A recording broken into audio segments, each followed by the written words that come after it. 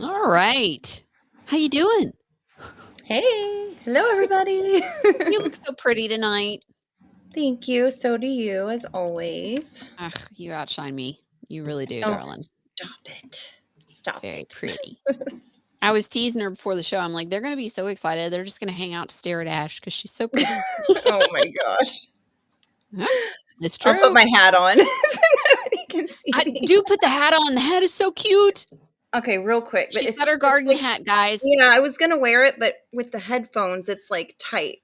Is that not the most... Okay, I'm telling you. I just that's bought the it most the other day. adorable thing ever. You need to wear that all summer. I will All be. freaking summer.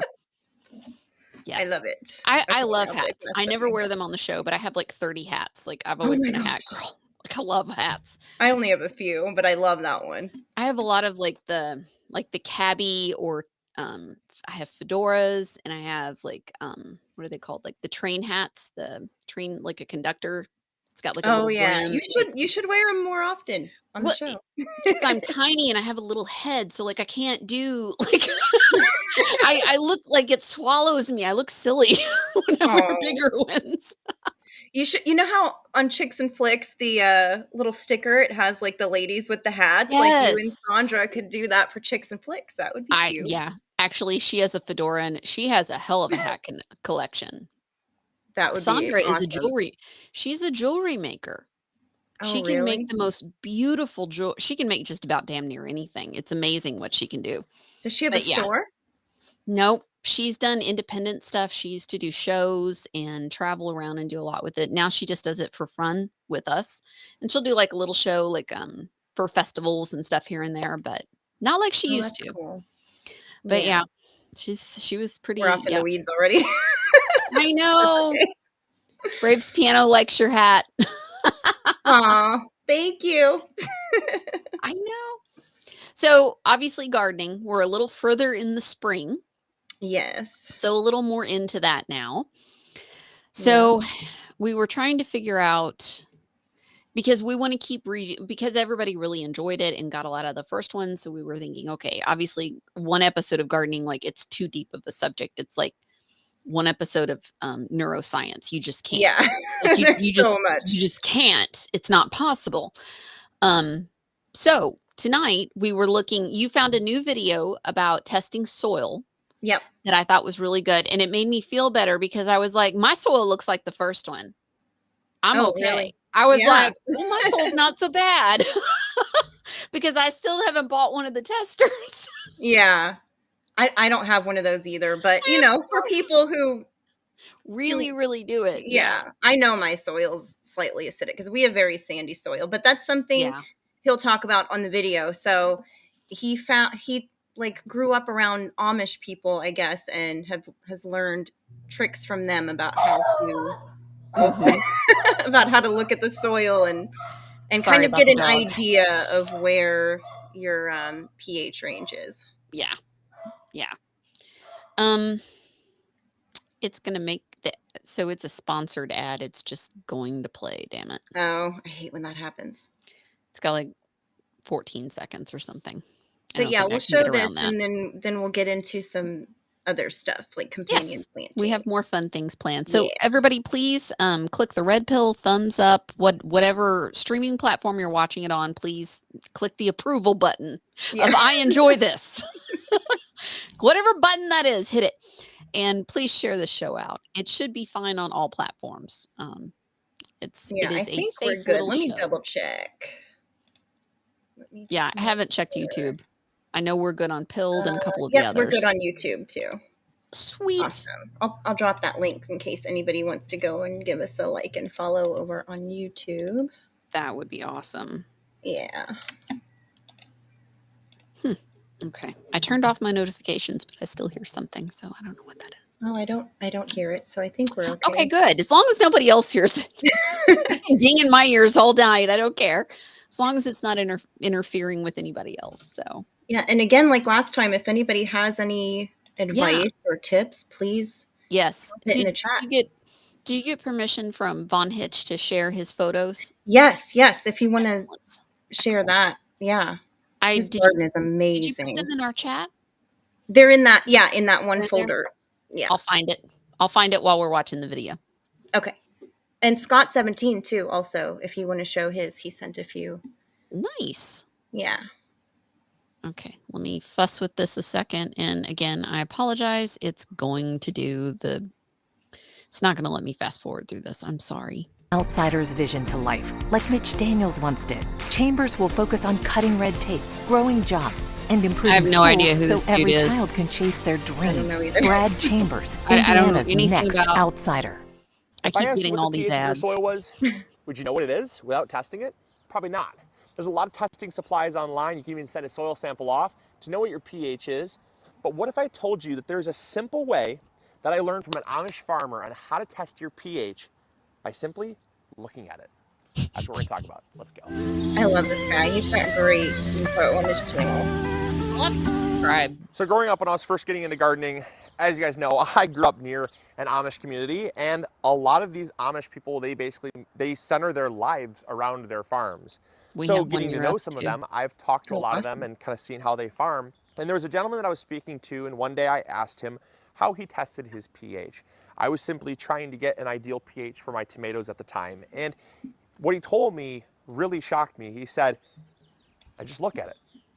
And if I look at it, I can tell you the average pH of what it's going to be. Now, I would always use pH test strips, or I've also sent my soil off to a lab, and I've gotten great results. But this really kind of rocked my world because I could simply look at my soil and tell you a rough pH range. Now, a pH test strip or sending your soil off to a lab is going to be very specific, which if you're looking for very specific, that's the route you probably should go. But he simply told me he could tell a pH range of about 1 to 1.5 points on a pH scale by simply looking at it. And that's awesome. So when you look at soil, I'm going to kind of explain some of the things you look for, some of the textures you'd look for, and the pH range associated with that, so you can have a better idea of what your pH might be. And then you can then go out and treat it if you want, or start growing right in it if it looks good. So it's pretty cool. Let's go. All right, so the first thing he taught me was to look at the color of the soil. Dark color is an indicator of neutral pH. That's because it has a high presence of organic material. A lot of organic material will tend to buffer the pH to make it more neutral, which is 7. Now it might be slightly acidic, so it might be like 6.5, 6.7. Might be slightly alkaline if the native soil tends to be more heavy in clay, which we'll talk about. It might be slightly alkaline as well. It might be like 7.0, 7.5, and that has a tendency to be slightly alkaline, but that's your window for very dark soil. Very dark soil, again, just has a high presence of organic material, things like compost. Next thing you want to look at is if your soil is light gray or light red. If it's light gray or light red, that's going to have a presence of clay. If your soil has a high presence of clay, it's going to be slightly alkaline. Now, how alkaline really depends on the concentration of clay, but the slipperier that soil is, like if you get it wet and it becomes very slippery, almost like pottery clay, it's My going to be first quite house alkaline had very compared to sandy if and there's clay soil. a high presence Nothing of grew clay, hardly. but it's been amended. Aw. Might be Sorry. slightly less alkaline, but regardless, you will find that your soil will have some Oh my alkalinity goodness. to it, and that's because of all the lime that's found in the lime that's found in the clay. That's what makes I love clay live slippery to begin shows. with. And so whether it's gray clay or red He clay, says sorry. you're going to have a pH that's going to be higher than 7. Might be 7.2, might be 7.3, might be 8.0. It just depends on how much there is and how much it's been broken down, but clay soil will always have a slightly alkaline pH. And last but not least, acidic soil can be associated with sandy soil. And That's what what you I told have. me is that if you look at your soil and it has that sandy texture to it, if it looks light in color, but you pick it up and it doesn't form a ball, but instead breaks really easily, like this soil does here, that sand is going to have a lower pH. It's going to be more acidic. And that's because of all of the things that are breaking down that sand is made up from, right? So you have silica, which makes up the largest percentage of sand, but you have a lot of sulfides, you have iron pyrites, and you have quartz and granite and all those things that sand is made up from, and they're breaking down. And that has a tendency to have a more acidic nature to it. And so if you look at your soil, it may look, again, like I said, this looks like it might have clay in it. And there is some clay, but we've actually amended this with a fair amount of sandy soil because of the root crops that we were growing here. We wanted really good root development. So we amended with some sandier soil. And what you'll notice when we squeeze, yeah, it has similar color to clay soil, but it does not, you couldn't make a ball with this if you tried. Even if this got wet, wouldn't make a ball. And that's because this soil has more sand in it. And because of that, this soil is going to have a pH that is less than 7. It might be 5, 5.5, might even be around 6.5. But all of that is slightly acidic. And so because it's not super dark, it doesn't have a whole lot of organic material in it. We still have to re-amend our soil, by the way. But because it has not been re-amended with lots of compost and organic material, we know that the pH is going to want to revert to its kind of natural pH, which sandy soil, slightly acidic. I can bet you that this soil is slightly acidic. Without even doing a pH test, I would almost guarantee you, if I were to take the pH of this, it'd be right around kind of 5.5.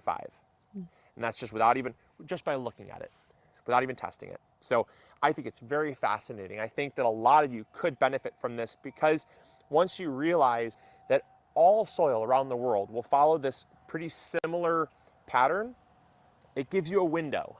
That window does not have to be precise. Tomatoes, they don't need a pH of exactly something. They just need a pH that is slightly acidic. And so as long as it's slightly acidic, it gives you a good guide that you can go by. If you want to grow something like brassicas that like a more alkaline soil, you know that if it's very, very sandy, you might have some problems. You might need to amend with some compost, or you might need to add some dolomitic lime, something like that, right? To raise the alkalinity up a little bit, right? Raise that pH. And so that's really all I got for you guys today. It's super simple. And again, these are just little tricks that I've picked up throughout my life, different parts of my life that I got to talk to people and absorb their information like sponges, people that make their living and their livelihood around farming and agriculture. It's just super cool to learn, and I love to pass these tips on to you guys. So if you did enjoy and you learned something new, give me a like. I appreciate that. Help spread these videos around. Also, I want to thank you guys for all the amazing support you've shown on our latest videos. You can probably Sharing with your stop friends it. and Yeah. family, coworkers. That's awesome. He has that resource nearby. But yeah, so if you do have sandy soil like I do, just be prepared to add compost a lot and often because the sand just sucks it right up. Like a little while later, it's like you added nothing. So that's why a lot of people in Florida like to do several layers or inches rather of wood chips. And they'll do that and let that break down for a while and then plant that up. But yeah. Interesting. But I just thought that was a cool video that goes along great with what we talked about before. I think so too, because we got into the testing and all that kind of stuff. Yeah. And looking at it. So yeah. Orion says, I bet strawberries and blueberries grow great in your garden. Well, I plant them in pots. I grow most everything in my garden in pots just because I have a a terrible sun situation with the neighbor's trees, so I have to be able to move things for To get optimal it where sunlight. Yeah, okay. otherwise I would like heavily amend the soil and do all that stuff. But yeah, when I get more land one day. Is there ever enough? Like, I doubt it. No, probably I doubt not. it. I just need like a farm at this point. I need a whole farm. And then you can have all the cats and dogs you want. Yeah, and goats and I would have goats. I would totally have goats. oh my gosh, I love the little I'm fascinated by Nigerian little goats. I love the little pygmy ones. I Yeah, would yeah, totally have them. I would too. They're so cute. Beautiful little lawnmowers. That's how I look at Yeah, them. I'm like, they're adorable lawnmowers. It's great. That's one good less for thing for clearing me to brush do. and stuff. Yeah, I'm like, just turn them loose between them. And if I had a few chickens, I that would be so much less work on one hand, yeah, other than feeding them and taking. But I mean, I don't know. You exchange one chore for another, I guess. right. Yeah. I have good That luck is with my true. blueberry bush where I'm at. It's pretty good. hardy because I'm in the Midwest. So like I have all 4 seasons, and you know, it's not as harsh. Any of them are not as harsh, but our summers, we get up to 100 degrees Yeah. and it's pretty humid and intense. Yeah. I know So, blueberries, well, it depends, you know, different varieties do better in mhm. different areas, but I know we do have an amazing like you pick blueberry farm here. Yeah. And so yeah, I mean, it just you need different varieties for the South, I think. But yeah, they do grow really well here. And Florida is a strawberry capital pretty much. Like that's one of their main Is it? crops. I didn't even know that. Strawberries. Yeah. I know that because I know people in Plant City, and that's one of the huge farming areas in there because it's central. Yeah. Central Florida. Yeah. There's Mhm. tons of agriculture going on there. Big Yeah. farms. Beautiful stuff. I would love a lemon tree. I don't know if I can have one, but I really want one. You could if you protected it in the winter. Just have it in a big pot on like wheels and roll it outside on your deck in the summer and then roll it back in I for don't the know winter. how I keep the cats from terrorizing it. Yeah, you'd have to figure something. That's Have you seen some yeah. people stick like I don't know how plastic I do that. forks in the soil around? Here's one idea. Could put foil everywhere. Maybe that would deter them if I just wrapped the base Yeah. in foil. Yeah, or like double-sided mess. tape around the pot or Oh, something yeah. so they wouldn't like the stickiness. Yeah. That does deter them. I know they originally told me, "Oh, put the double sticky on your couch, and after about 2 weeks, you can take it off because you'll have retrained them." It's Yeah, been on there a no. year. It's never coming off. It's never coming off. Like My couches are destroyed. I've given up. yeah. That's why there's a blanket on top of it because it's torn up by my cats. Yes. I'm trying to figure out how to recover one of mine. Oh yeah. Bad. I'm going to have to Bad. do that soon. But it's, you know, to be fair, it's like 10 years old. It's not like any one of them destroyed it. It's been a collection. Yeah. It's a collection of abuse on that one. It was a teamwork, a group effort. It was big time group effort. Hey, Vanessa too DC, funny. thank you for the cookie. She says, "Hey, darling beauties, Mary and Ash. Love to see you all so much. Thank you, sweetheart." Aw. Thank you, She's Vanessa. always so we love you sweet. too. She is, and I hope you're feeling good today. I do too. Bless Yeah. your heart. Strawberries are already popping. How is that possible? Orion, you had snow last week. How do you have strawberries? That doesn't make any. Does he have a greenhouse? Like if he had a I don't know. greenhouse, maybe. Are they inside? I mean, they start producing pretty early, even when it's still chilly. But snow, yeah. It snowed. It Crazy. snowed like Tuesday, where he. Like, I remember because we were live with the show and he was talking about the snow. I don't know. He'll tell me about it later. Tell us your secrets, Orion. What are you doing? We always have fun around here. What We do. Is your husband having an allergy attack? Probably. The pollen is terrible here. Gotcha. We've all been sneezing all week. We've been outside a lot, so. I know. I was out working trying to get my pool in good shape today because we just opened it. Nice. So Awesome. a little chilly to get in it probably for another 2 weeks, but it's kind of like if I wait, then it'll be an early warm spring and I won't have it. Yeah, But if I go ahead and open it then it'll be fine. At least you can look at it and it'll be pretty. Yeah, I'm like, look at how pretty that is. Yeah. I'll freeze, but it's beautiful, isn't it? It improves my view. Gives me another job to do. A lot of cleaning and getting that. Oh, I bet. Just getting it's kind of like what you do with the soil. I have to constantly test and shift and do things with the water. Yeah. Same principle.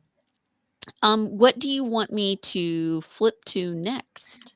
So, out of our selection of things that we are looking at, if we want to start with that article on which one? Companion planting. Got it. Or do you want to start with the video? Either way. The video is like down towards the end or middle or end of the article. So if you want to just start with the article and then maybe we'll play the video when we get to it. I like the plan. That's what we'll do. That's the plan. I like the plan. Plan is good. Whatever works. All right. And real quick, Braves Piano just gave us a cookie. Thank you, sweetheart. And so did Filter Dog, gave a can. Pool or jacuzzi? Thank you, Filter Dog. It's a pool. Do not have a jacuzzi. My husband has a cold plunge because he's crazy. He loves the cold plunge thing. Thank you, Raisin Cane, for the can. Good to see you. Thank you. Good to see you. All of our peeps out there. Okay, so we talked briefly last time about companion planting because my mom had been companion planting with her tomatoes and she put marigolds in there. And then the tomatoes did better one year. She didn't get around to doing it last year, but the year before it worked really well. And the marigolds are supposed to ward off certain bugs, and there's certain lore that they're supposed to ward off, like bad energy, I guess would be the best way to say that. Yeah, I remember you mentioning that. Yeah. So she like put them at the four corners of her property. I was like, maybe I need to do that. I'm just going to plant like a row of marigolds around every. I know. Just, some people have a fence. You can just do marigolds. Yeah. They'd be prettier. Why not? Why not? I had some one year get huge. They were like bushes. They were ginormous. But yeah, so companion planting, if you guys don't know, it's where you basically mix your plants together. And there's different reasons to do it. It can repel certain pests, but it can also attract beneficial things that will eat the pests. And then it'll get into it in the article, but there's also, they call them basically like trap crops, where you attract the pests to this other plant because you want them to leave, your food alone. So yeah, that's smart. Yeah. So there's lots of really good benefits for doing this. I mean, the way we do farming these days, if you think about a big farm and they have, like, as far as you can see, it's like one crop. It's like, I wish we didn't do it like that. And I understand why that, like, reasons why farmers do, but it's, when you do it that way, the pests are going to have a field day, literally, and then you're going to have to use more chemicals and stuff like that. So when you do the companion planting, it helps you cut back on all the pesticides and stuff, which is always the goal. So for example, here it's saying tomato and basil are natural companions, which makes sense. And that kind of changes, doesn't it change the flavor depending how close you're planting them? Because I know, like in Florida, it's a thing, they put strawberry plants in with onions, and then they have like these pink onions. Yeah, so there's a whole, I'm sure like the chemical compounds reacting in the soil and stuff, I'm sure that can have something to do with it, in the fungus and stuff. It's a special like strawberry onion that you get when you plant them together. And it's a sweet onion. So they use it like a Vidalia onion? I know those are sweet. I mean, it's pink. I've seen them at the festivals down there when I went down in Plant City, and the onion was like this giant bulb and it was pink. And I was like, I'll have to look what is that up. that? And my mother-in-law was like, oh, this is blah, blah, blah. And all that's a thing they do down here. And I'm like, you have sweet onions? And I said Vidalia because I used to have family in Georgia. Yeah, that's what I think of, sweet onion. Yeah, they would always talk about those. I'm like, what the hell is Thank you, Johnny. He gifted a and can. we missed one. Oh, did we? We did. Let me stop real quick. Oh, Joyful June. Thank you so much. For the can. And she said a prayer for us. Bless your heart. Thank you. Aw. We love And you hey, too. how you doing, Johnny? Long time no see. Yeah. We were just chatting to him right before the show. Yeah. So, aphids, what is Aphids? aphids? Yeah. Sorry. Aphids. Aphids. Feel free Yeah. to correct me when Aphids I screw it are up. fun. So I Aphids obviously will like I don't suck know the life anything out of about your that. plant, basically. They're like little teeny green bugs. They're very sticky. It's what ladybugs like to eat. So if you have aphids, you can I bet I actually do. buy and release ladybugs in your garden. Some people do that. I love Um, ladybugs. I do too. Our local garden center sells like things of ladybugs. You can now, of course, they're not going to stay in your yard, but you know, it So helps. garlic counteracts these.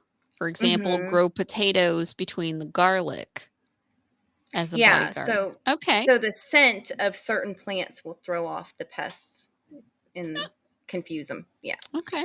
And then it's talking about nasturtium flowers grown close to kale, cabbage, broccoli, and any brassica crops will lure hungry caterpillars away from eating your crops. So that's what I was mentioning before about like a trap crop.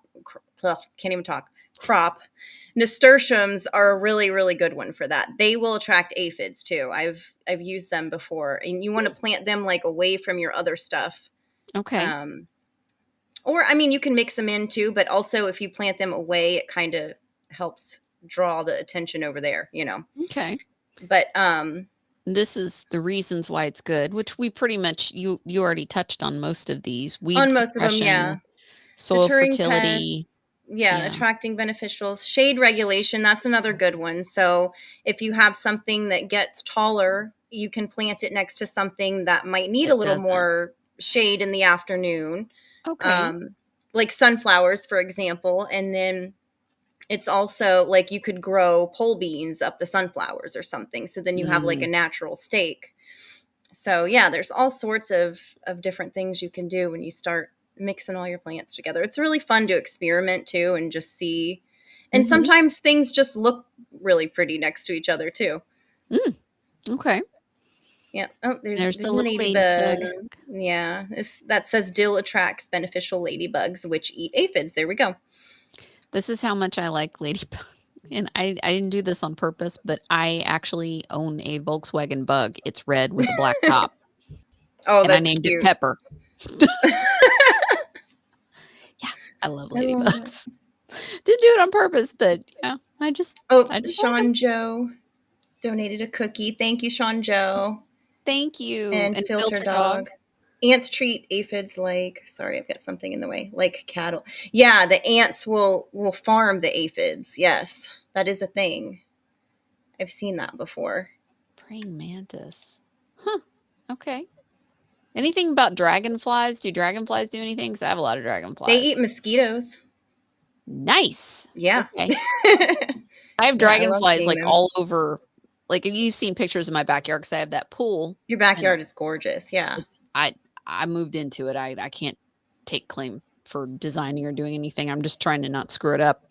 But so last year was our first year, and there was these huge ladybugs like all over the place, and I just love them.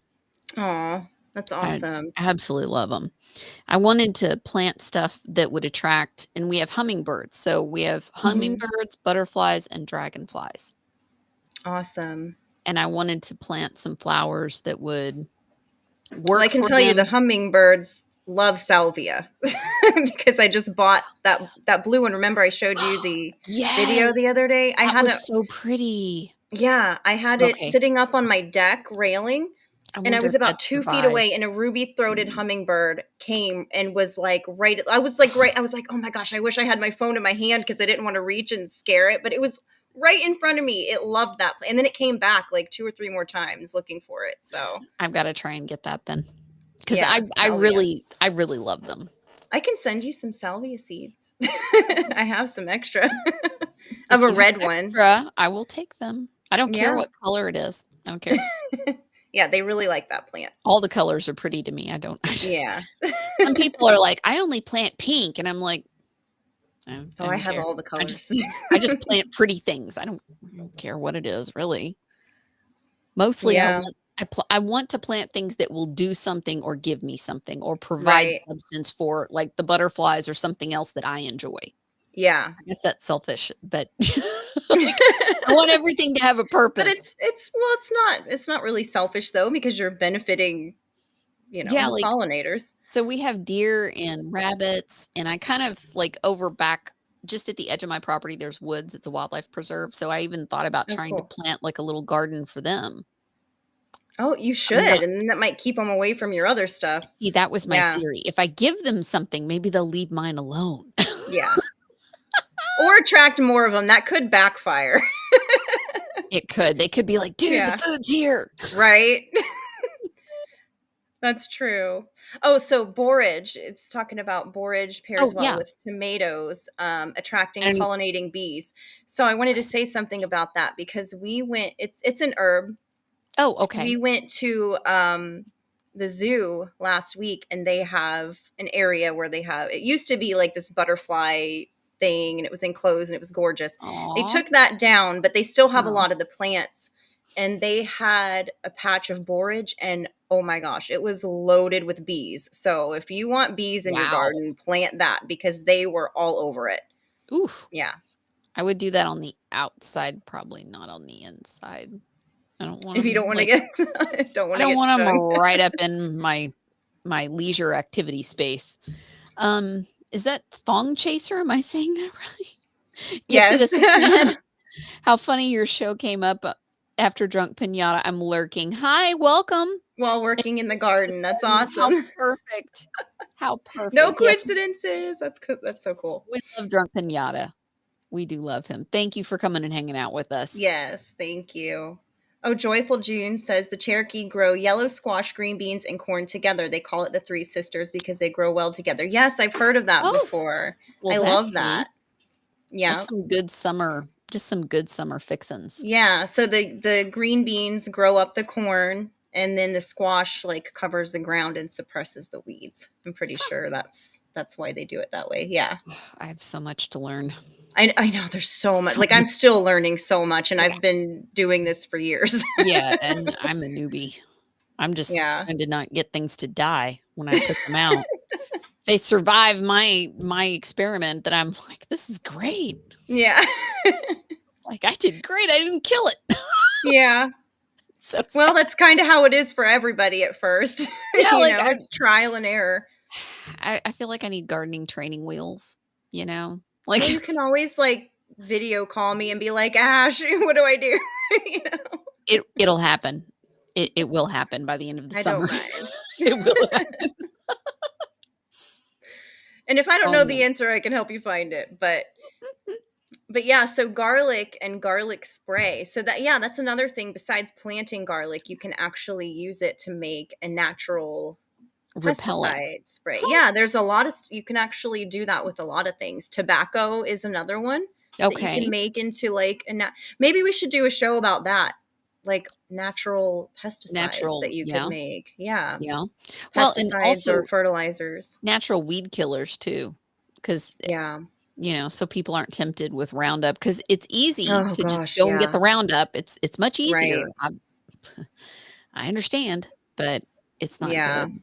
No, It's I'd not good rather at all. to me, I would rather hand pull weeds than use that in my yard, because that stuff is awful. It damages DNA even at really minute levels. And then it Mhm. gets, then it flows out of your yard and gets in the water and Yeah. I just would stay away from that entirely if you can avoid it. Mhm. But yeah, so mint is another one that deters aphids, ants, and flea beetles. I love But mint. I do too, but I would also not plant it in the ground unless you plan on pulling mint for the rest of your life because it will take over. It will Oh, take over. Yeah. Although at least when you mow your yard, it'll smell it'll nice, smell nice. Yeah. but you may not like how it looks. So keep that one in a pot for sure if you don't want it to spread. Filter But Dog yeah. wants to discuss honeybees. Do you know anything about honeybees? I know a little bit. I've never kept them. I would like to one day, actually, but I sorry, I'll go back to that in a second. But I like Orion tip here. You can surround your garden with deer repellent plants. That's a good idea because they don't like some of them. There's certain things, deer are like Democrats. If you feed them, they multiply. Don't do it. Oh gosh, he's so bad. He's so bad. It's too funny. But yeah, so Filter Dog, are you just being funny because of the sticker, or is there something you really want to know about him? It's a cute sticker. It is cute. Yeah, I do know a little bit, but yeah, that's something I would definitely have to research a lot more if I were going to get him. Although there are, you can order like little solitary bees and get little houses, and you can get the eggs and have them hatch, and they will help pollinate your garden. So if you don't want to keep honeybees, that's another option that you could do. Yeah. I don't even know all the types. Like we have probably 4 or 5 types of bees where I'm at. I know them by sight, which ones they are, but I don't know in depth about them. But we have like 5 different types. Yeah, we have ones here that I actually have like a little bee hotel thing on my fence where it's just holes drilled in a piece of wood, and they use it to make nests. There's bees and wasps that do that, and then we have ones that live in the ground, and you'll see like their little holes in the ground. So yeah, there's all different type of bees, and all of them are good to have around. All of them will help pollinate. The ground ones freak me out. Really? The ground ones freak me out because they come up and they sting. I don't like it. Actually, I've never been stung by them, but I think is it yellow jackets that make nests in the ground, and they'll swarm you and come after you. Yeah, those I wouldn't. Yeah, those I wouldn't want around. Those are nasty. But like the ones that are just solitary little ground bees, usually those aren't going to be a problem. Filter Dog, thank you for the can. Systemic pest control is lethal to honeybees. Yeah, it's sad. We have a pest control service that comes, and they only use natural things. And specifically when I went through everything with them and said, okay, what does it do to honeybees? What does it do to this? What does it do to that? And they use all natural products that actually do not deter bees. They do not, they target, like I ordered one that targeted ants for them to do when we first moved in. Stuff like that.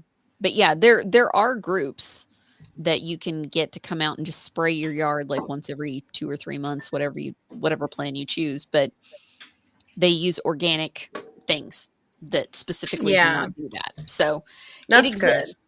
It exists. Yeah, and for a pretty penny, it exists. Oh gosh, yeah, I'm sure. Yeah, and then there's also, I don't know how to pronounce it, but I'll post it in the chat because I don't want to sound like a total idiot. Oh, but I do all the time.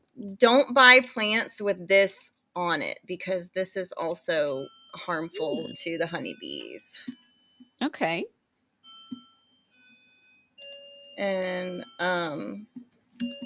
neon icotinoids? Yeah, I have no idea how to pronounce that. I just hooked on phonics to my way through that. It's probably wrong, but neon when in doubt, sound it out. Cotinoids. I don't know.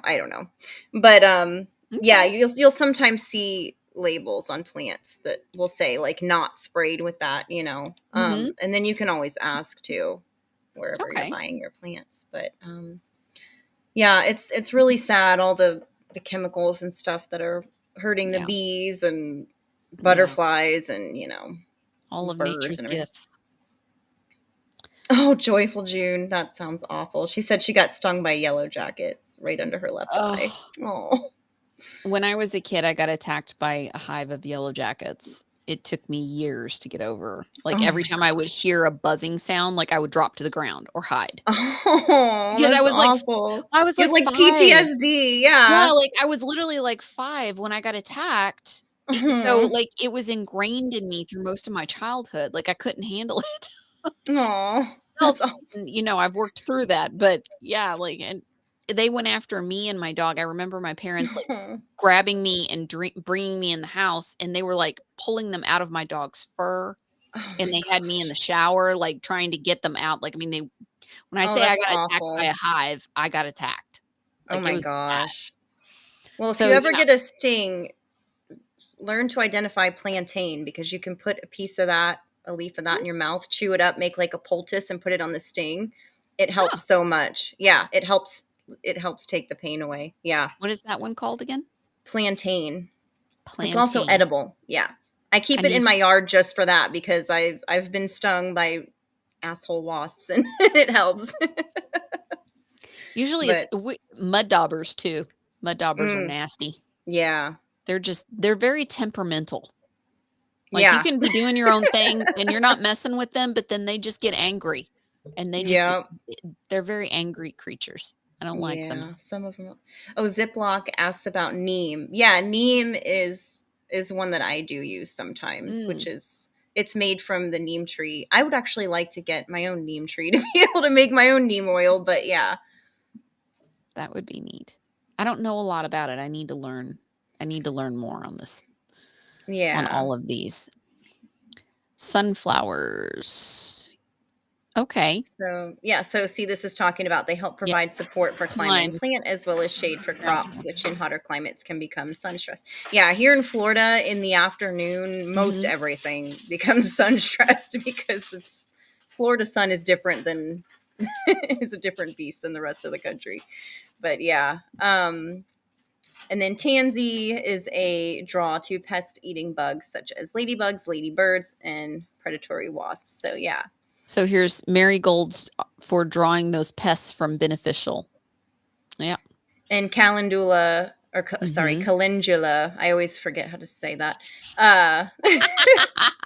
will attract tiny parasitizing wasps to aphid-hungry hoverflies.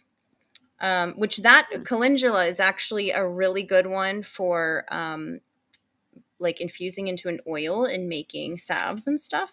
It's really good for your skin. Yeah. Okay. So a lot of these, companion plants are good for multiple purposes.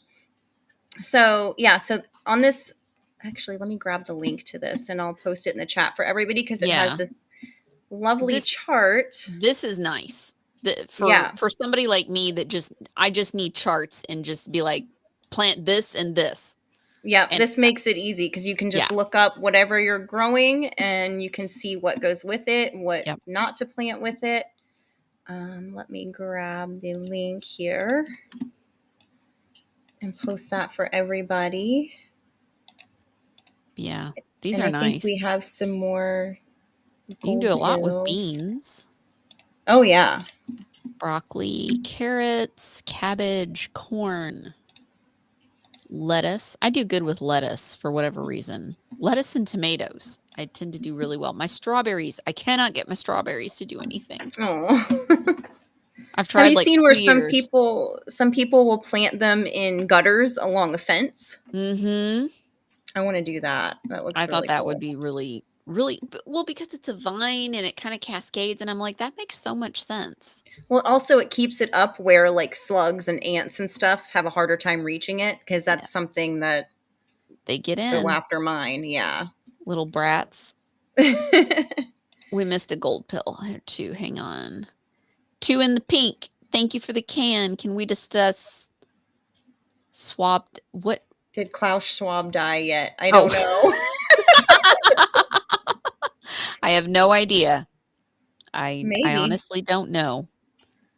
And Sean Joe with the cookie. Thank you. Thank you so much. Okay. I'm just scanning the chat real quick. Yeah, I am too. Yeah. No, who is speaking? 2 in the pink asked who is speaking.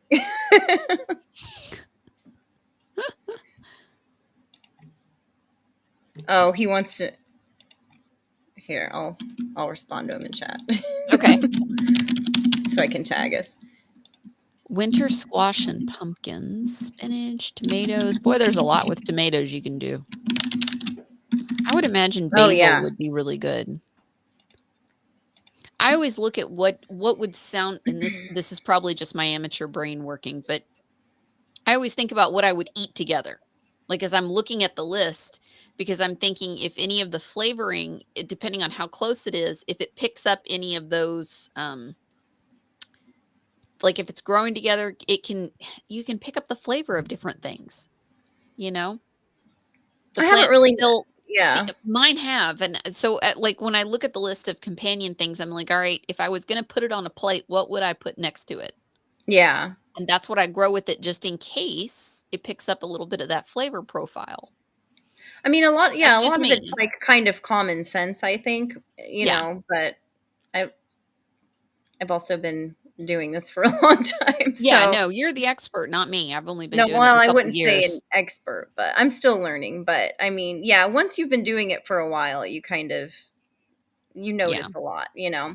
So this is the video if you want to play Sure, this, which he sure. explains it probably better than I have. Flowers. They're not just pretty to look at, they can serve a real purpose in the vegetable garden, deterring pests, attracting pest predators and pollinating insects, and even controlling weeds. In this video, we'll explore flower power and how you can harness its benefits in your own garden. Far from taking up precious space, flowers planted in and around the vegetable garden offer many benefits. Vegetables left to grow in isolation are more vulnerable to pests, so by growing flowers such as calendula or cosmos nearby, you'll naturally attract beneficial insects that feed on these pests. Everything from aphid-hungry hoverflies to tiny parasitic wasps. The best flowers for drawing in beneficials are those that are rich in pollen and nectar. Generally, this means choosing flowers with a single ring of petals, rather than showier double blooms with lots of petals but little in the way of pollen. By growing flowers among your edibles, you will create a mosaic of colours, textures and smells. This is confusing to many insect pests because they will find it hard to pick out the vegetable they want to feed on. Notorious pests such as carrot fly can be literally thrown off the scent. Some flowers, such as marigolds, go a step further, actively repelling unwanted pests such as whitefly while attracting the insects you do want, making them a great choice for growing alongside plants such as tomatoes that are prone to attacks. Another way to attract beneficial insects and confuse pests is to sow a flowering cover crop or green manure such as buckwheat in between crops. These flowers not only attract pest-eating insects, they smother the ground to suppress weeds. Many will also improve the quality of the soil by breaking it up with their long, fibrous roots, or in the case of legumes such as clover. Come on, there we go. So if you grow something like buckwheat or rye or other cover crops like that, you can also chop them and till them into your soil, or just chop and drop, and they will help improve your soil also. So that's another benefit of growing something like that. Okay, sorry, I just wanted to No, I don't say know that. why it's flickering. I don't know what it's doing. Oh, is it not wanting to Fertilising play it in by it? Oh, there we fixing go. nitrogen at their roots. Sowing other flowers in between rows of vegetables can also help suppress weeds. Choose low-growing, non-invasive flowers with broad leaves or a dense growth habit, such as poached eggplant. You can never have enough flowers. Perennial flowers that grow year after year look great in borders beside the vegetable garden. Here they'll reliably attract both pest predators and pollinating insects such as bees, butterflies and moths. Excellent perennial flowers to grow include plants in the daisy family such as Helenium and those in the carrot family such as Astrantia. Other eye catchers include magnificent monarda, perky penstemons and the towering spires of hollyhocks. Don't forget that many herbs, including oregano, lavender and borage, produce flowers that pull in beneficials like ladybugs, whose larvae will feast on fleshy pests like aphids. The blue one he just showed. Many annuals and biennials, those flowers completing their life cycle within 1 or 2 years, grow quickly to give immediate impact. It went small again, These may be sown alongside vegetables in their own bed, or you can even create a stunning miniature wildflower meadow. Once introduced, many of these flowers will propagate themselves by self-seeding from one year to the next. Must-grow self-seeders include poppies, foxgloves, cornflowers and the gardener's best friend, calendula. Another hard-working annual is nasturtium, which attracts pests such as aphids away from crops, so your precious vegetables remain untouched. Many hardy annuals can be sown in autumn.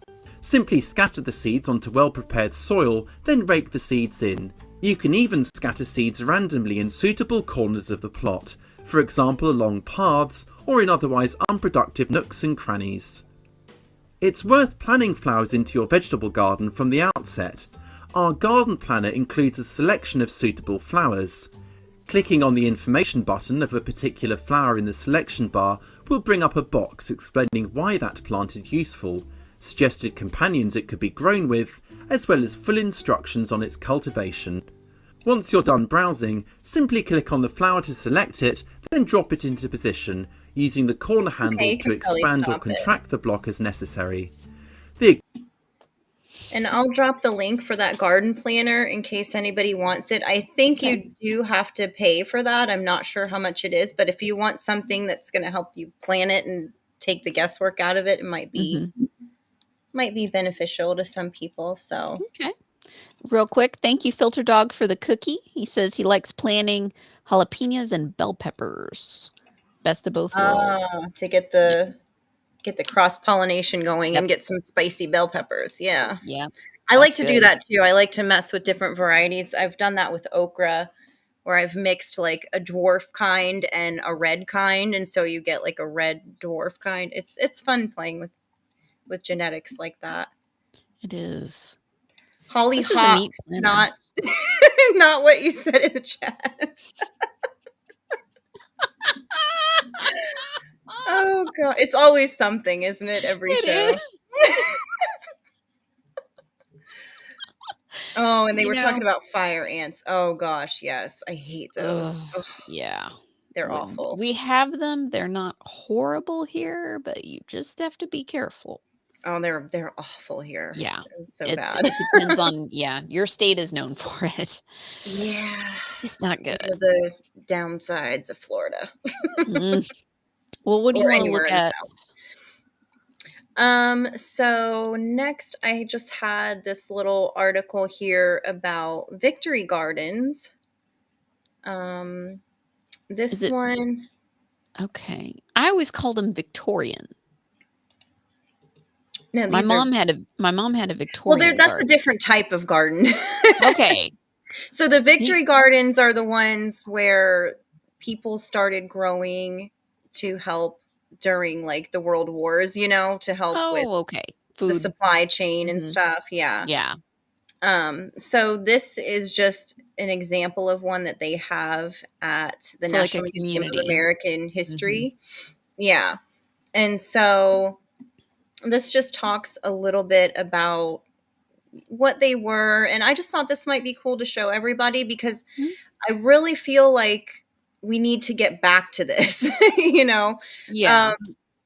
Doing stuff with, at least in the neighbors, Right. I mean, imagine if you and your neighbors got together and, like, let's say you don't have a good space for gardening, but maybe your neighbor does and wouldn't mind if you used some of that space and shared with them. You know what I mean? Like there's so many lawns that are just sitting there going to waste. And if more people were growing food, like nobody needs to be hungry. I mean, there's so much more we could do. And I know that for people who haven't grown food before, it can seem like a really daunting task. But if you just start small and learn a little bit over time, like you will get better and you'll like it. It's, everyone's like, oh, it's so much work. But when you really get into it, you enjoy going out there every day and checking on your plants. And, it's rewarding. It's, you go outside and you pick a handful of greens for a salad and you're like, dang, that's so nice just to walk out the back door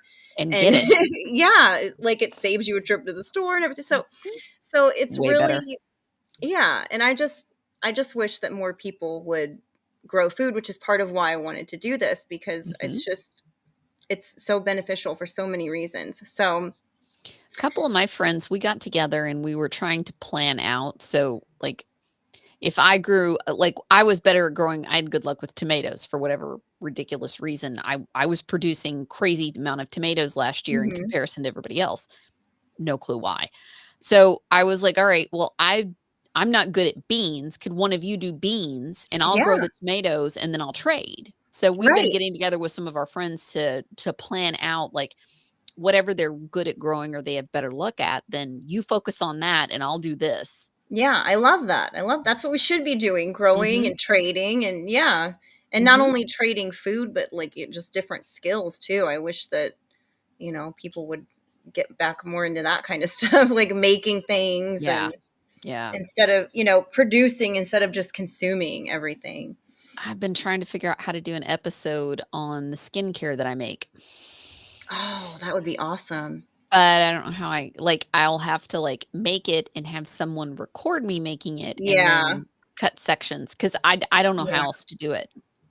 That'd probably be the best. Yeah. Or if you have a tripod, you could record yourself. Yeah. Yeah. Something. But that would be really interesting. I like making stuff like that too.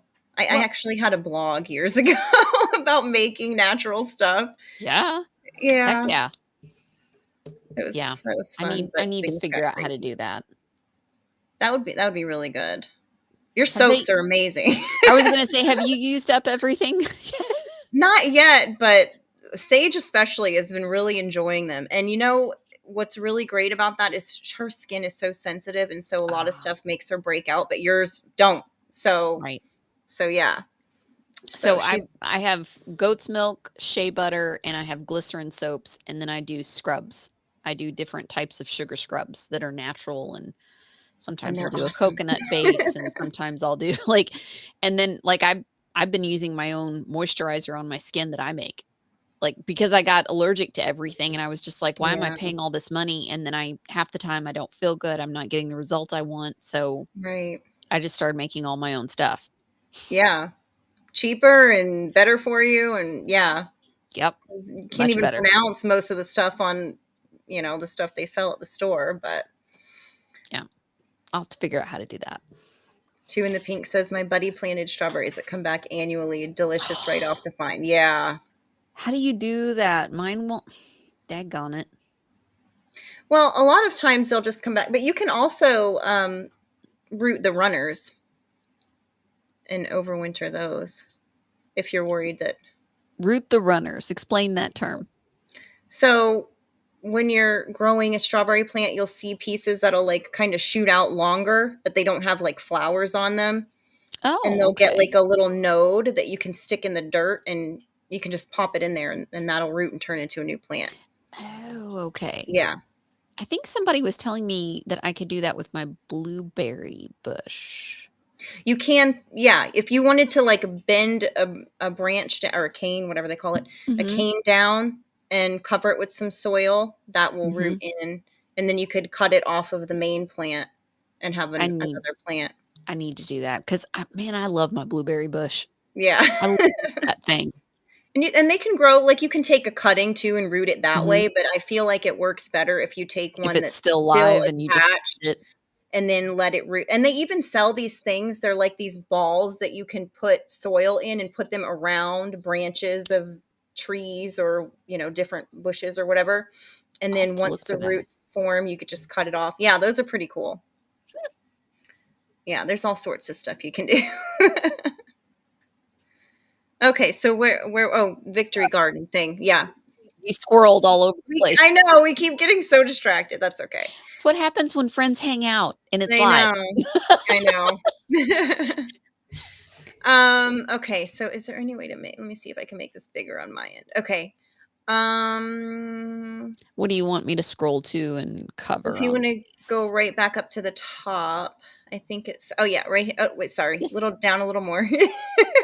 Where it says, what is a victory garden? Okay, here we go. Got it. So victory gardens were vegetable gardens planted during the World Wars in order to ensure an adequate food supply for civilians and troops. Government agencies, private foundations, businesses, schools, and seed companies all worked together to provide land, instruction, and seeds for individuals and communities to grow food. Throughout the World War II years, millions of victory gardens in all shapes and sizes produced abundant food for the folks at home. While the gardens themselves are now gone, posters, seed packets, catalogs, booklets, photos, and films, newspaper articles, diaries, and people's memories still remain to tell the story of victory gardens. Wow. Yeah, so that's pretty cool.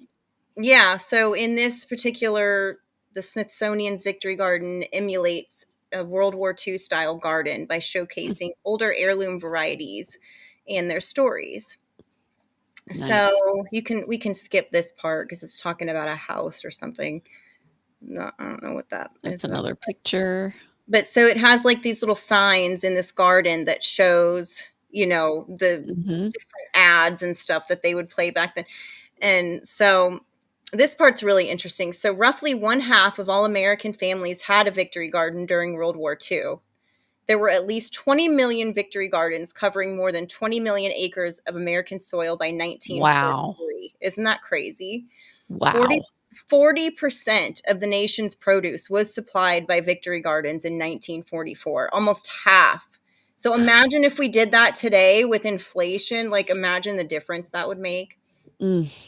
American families had grown approximately 8 million tons of food by the time the war ended in 1945. Wow. Yeah. I mean, we could do this, people. Yeah. Like, yeah, we could. I mean, unfortunately, after the war ended, a lot of people stopped gardening. And, imagine if they would have kept doing it. So, and then this talks about how they were also encouraging people to can the stuff from their garden, which is obviously a great way to preserve.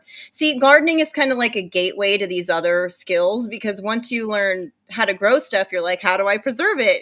So then you want to learn about dehydrating and canning and all that fun stuff. So, I have a machine that dehydrates. I do too. I love it. It's a process, but I can do it. It's really good with apple chip. Have you made apple cinnamon chips? No, but that sounds really good. They're really good. That sounds amazing. Well, it's the perfect snack that's not bad for you. Yeah. Because you just thin slice and do that with your really, really thin slice with your apple. Yeah. And you put them on the sheet that you're going to dehydrate, and then you sprinkle them with cinnamon. Yeah. I bet my kids like that. I've done mostly like herbs. Think of it like healthy potato chips, but they're apples. Yeah. Yeah. It does sound really good. You can do it with bananas too. I have done bananas before. That is really good.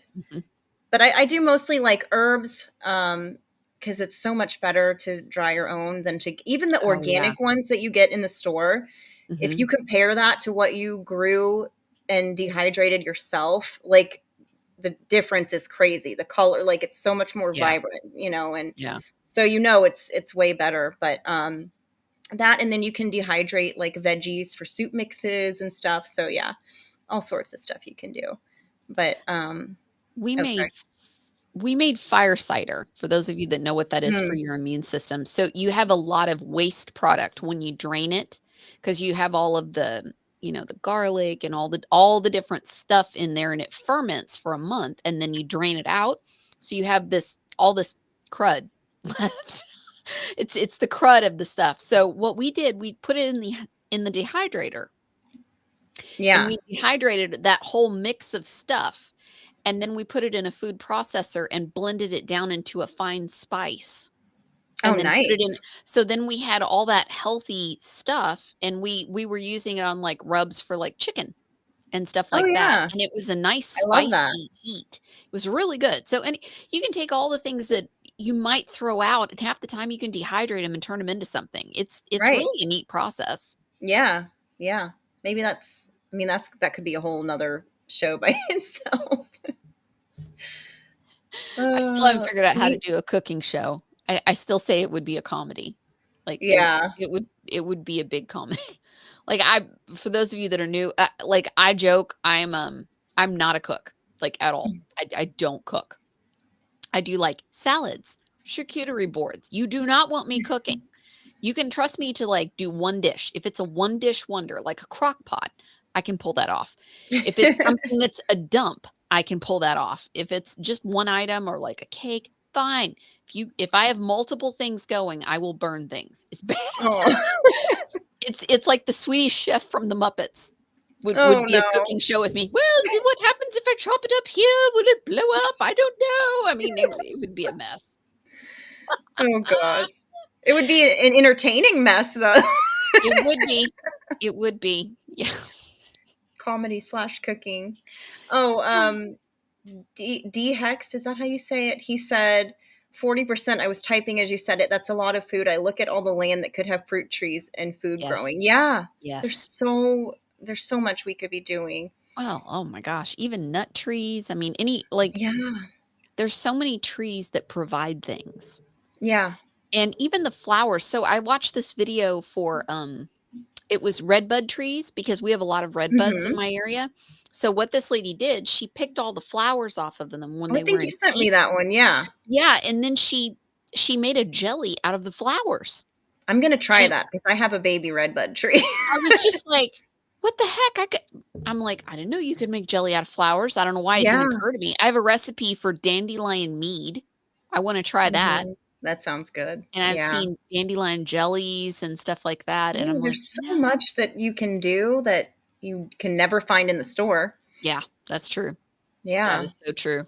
And they I don't miss want us to know all these things because a lot of these things have a lot of health benefits, you the know? dandelions do. They're actually Mhm. really good for your heart. Yeah. There's Yeah. a lot of you can look that up if you want, but there's so dandelion root, and I didn't Right. learn about this until COVID because I was all of a sudden I was digging into all the remedies and all the different things, and that's kind of what got me down that path. Yeah. But the dandelion root helps with heart. Mhm. Also, Articulation, yeah. cayenne pepper Yes, that's a big one that I've been learning about. Cayenne. strokes, heart attacks, and even I have a friend that uses it for migraines Mhm. because of the constricting blood flow, so it releases. Yeah. So all kinds of these little oddball tips. Yeah. I missed a gold pill somewhere in here. Where did it go? Filter dog, thank you for the cookie. I'm after no sugar options.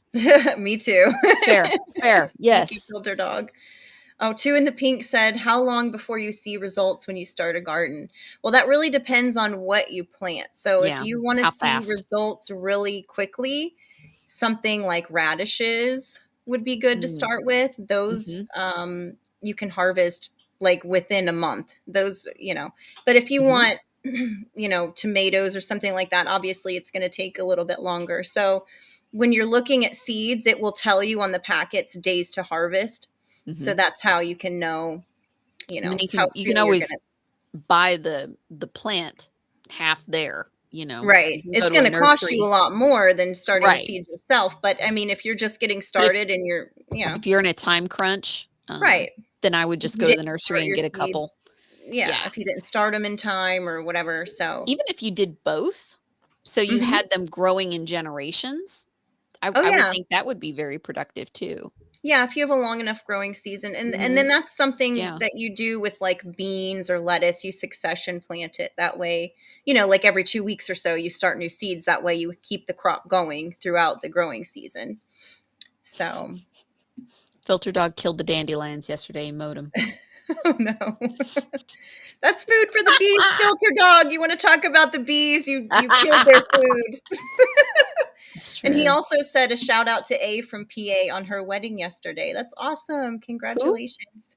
A Who? from PA. A from PA. I'll have to Yeah, look that she's up. in our chat sometimes. Is she? Aw. Yeah, that's Congratulations. awesome. Oh, I love when people get married. I know, so sweet. Yeah. God, my anniversary is coming up in a couple weeks. That's awesome. Are you guys gonna do anything?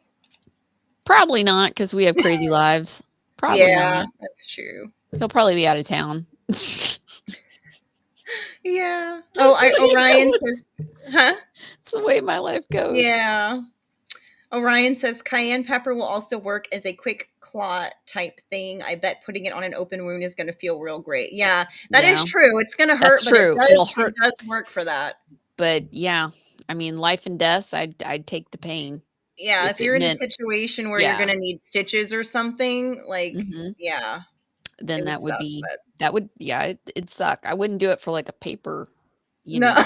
like a paper cut. Let me pour some cayenne on my paper cut. Yeah, but like an absolute accident where you had to run to the Yeah, ER, then if you had some to throw on there, yeah, it's gonna suck, but maybe it helps depending on how far the ER is. yeah. That's a I good mean, in thing to that think. situation, that type of situation, you're going to be hurting anyways. So, you Yeah, know. I mean, yeah, I've seen some pretty crazy ER stuff. Oh gosh, I don't Just know in my how those limited doctors do time. it. God bless them because I I know. couldn't handle it. I could not handle it. I don't want to. Anything else in Victory Garden land? So let me see. Sorry, it's really hard for me to see that. No, I'm sorry. And I'm No, it's scrolling okay. around in it. I'm sorry. I'm probably not making it easy on you. Oh, this is just talking about by encouraging Americans to Mhm. spend time outside and eat more fresh produce, the Victory Garden program promoted healthy habits. I think this is wonderful. Yeah, and I this is think talking about how it brought people together. Like you were saying, you're doing with Mhm. your friends, planning Mhm. who grows what the best. Mhm. And so, I mean, there's just so many, it's like endless benefits to gardening. And Yeah. but Reduce the stress. Mhm. I don't know. My weeds stress me out. I have 3 Yeah. so I have 3 lawns I have to deal with beyond my personal one that I'm, like, helping out with family and different things. So the weeds do stress me out. Yeah. I can understand that. Oh, I really like the story behind the mortgage lifter tomato here. Oh, okay. So during the 19 oh, there we go. During the 1930s, Radiator Charlie, a mechanic in West Virginia, bred these tomatoes by crossing 4 popular varieties, resulting in a giant tomato perfect for slicing and preserving. He named his new cultivar Mortgage Lifter because after 6 years selling plants for $1 each, he was able to pay off his $6,000 mortgage, an Aw, especially impressive feat during the Great Depression. Isn't that so cool? that is I awesome. love that. I love the stories too behind the different Yes. varieties. Mm. So yeah, I think that was pretty much it for that. And then I'll grab the link in case anybody wants to look at the whole thing. Okay.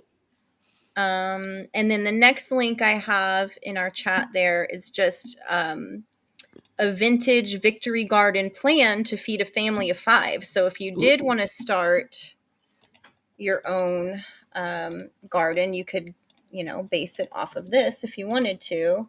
Got it. Okay. So while you're showing that, I'll grab the link for that too Okay. and share it with everybody. I was eliminating a couple of my links. When we're done with them, I click and eliminate them so that I don't get confused because I have like 8 links up. I know. I've got like multiple things on 3 different screens here. Me too. That's why I keep looking every direction. I'm like looking over know. here and then I'm over here. And, yeah. Mm-hmm. Yep. Okay. Caterpillars stress you out. Okay. At least they're cute.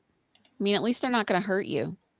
Yeah, the tomato But they do hornworms eat caterpillars things. Yeah. stress me out. Yeah. Spider mites. Spider mites. Oh horrible. God, they're awful. If you see like what looks like, because they're actually an arachnid. If you see little tiny webs on like the leaf tips of your plants, you probably have spider mites. I declared war on bagworms one year. Oh God, I mean, I full on went to the mattresses. I was about ready to set them on fire. I was so freaking mad.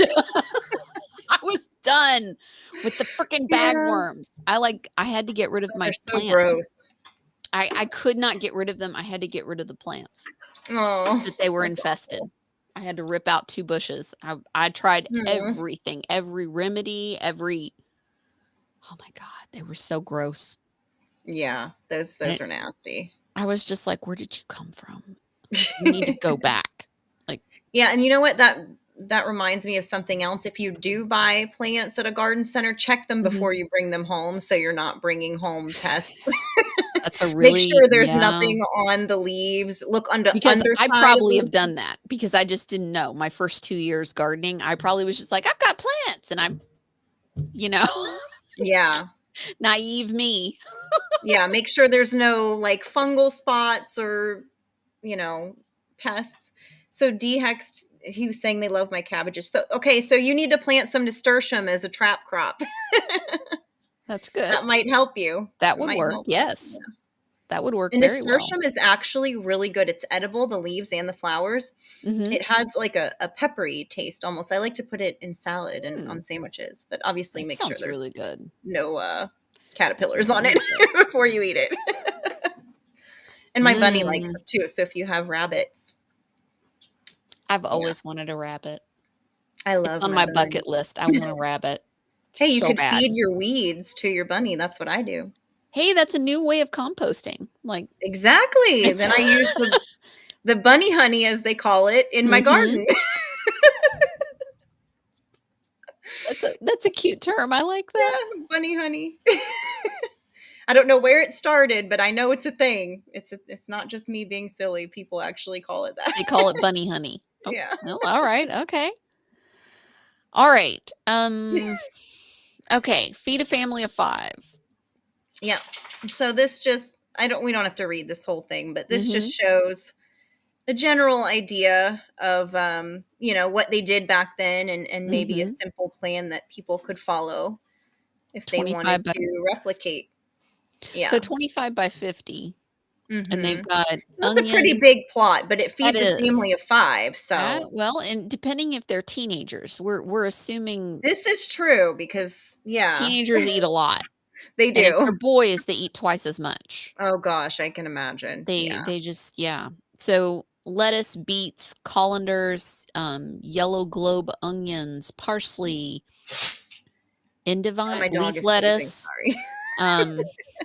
Yeah, so there's all kinds of stuff in here. Broccoli, cabbage. Yeah. And it even has it by stages.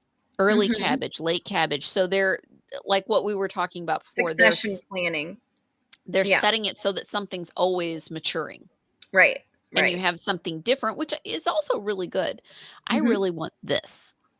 I want to try and replicate this big tomato thing up here. Yeah.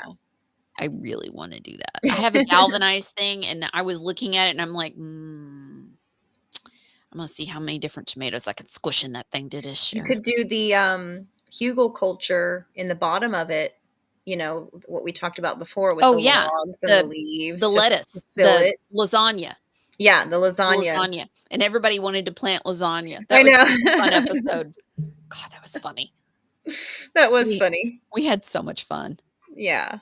That was really fun. We always have fun, though. I know. So, galvanized stock tank of vegetable gardens. There you go. Save that link for later. Yes. I think I will. I'm going to go ahead and click on that, and I will mess with that. Sorry, I'm trying to catch up on the chat here. No, that's okay. I'm distracted by tomatoes. I was going to order on that Rare Seeds website that you gave me. I love that site. Oh my gosh. Yes, please. I know we talked about it on the other episode, but they had it was like rainbow tomatoes. They were like yellow, purple, shades of orange, red, and they were supposed to be sweeter. And I was like, I could have a lot of fun with those. Like I'm just sitting here, I'm thinking I could do all kinds of stuff with that. That site has so many fun varieties that you've never seen. Like, and they really want the lemon basil. GMO. Yeah. I really want the lemon basil. This is such a good company. I have been ordering from them for at least 14 years, and I love them. So rareseeds.com. I posted that in the chat also. I want to say they're based out of Missouri. I could be wrong, but yeah, everything I've ever gotten from them has been amazing.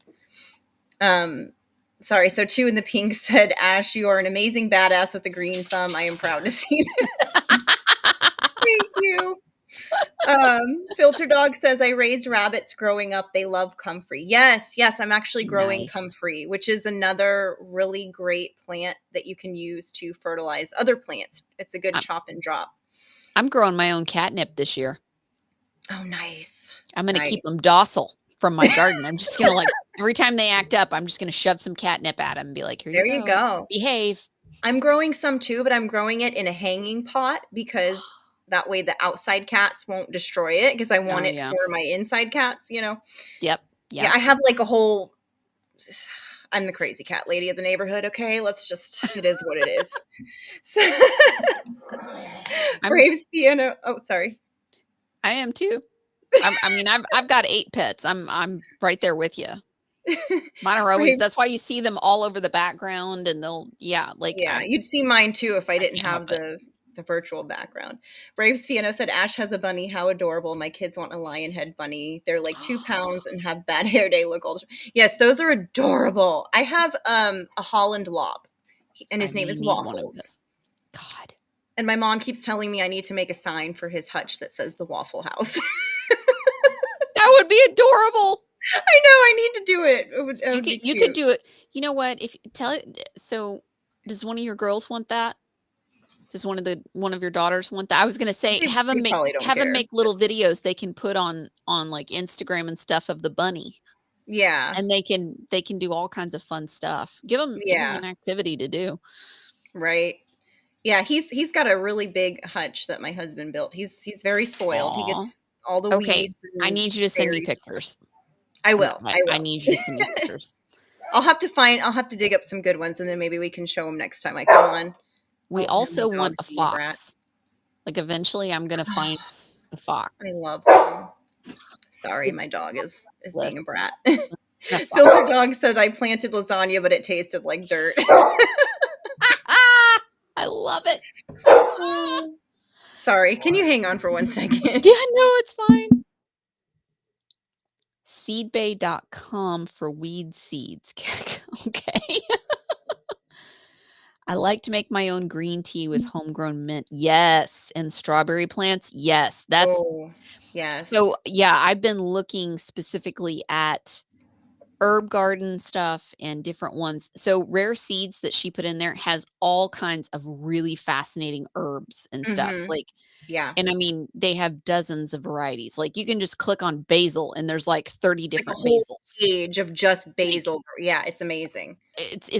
It was overwhelming for me the first time, and I had to like walk away, and then I came back and I was like, okay, today I'm just going to look at herbs. I'm not going to play on anything else. I'm just so I had to like section myself so I didn't get overwhelmed, because I was just like, I looked up and there was like 3 dozen things in the cart, and I'm like, yeah, I can't do that.